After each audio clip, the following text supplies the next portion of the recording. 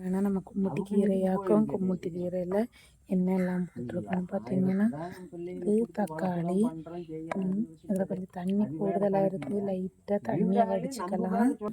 பார்த்தீங்கன்னா தண்ணியை வடிச்சிட்டேன், தண்ணி நிறைய வச்சுட்டேன் போல இருக்குது. இனி இதை நல்ல கடையும்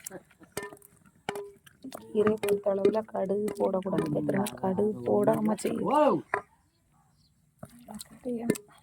கடுகு போடக்கூடாது, கடுகு போடாமல் தான் தாளிக்கணும். வெங்காயம் சீரகம் கூட போட்டு தாளிச்சா நல்லா இருக்கும். போடாமல் சொன்னாங்க போட்டேன்.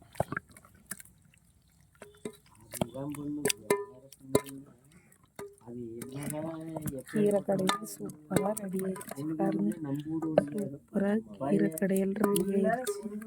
சரிங்களா, என்ன பாருங்க மக்களை, கீரை அழகாக கடையில் ரெடி ஆயிடுச்சு. வாங்க, இந்த கீரை நல்லா இருக்குன்னு பார்த்துருங்க. கும்முட்டி கீரை சரிங்களா, வந்து சாப்பிட்றேன். ஓகேவா, ரெடி ஆயிடுச்சு, வாங்க சாப்பிடலாம்.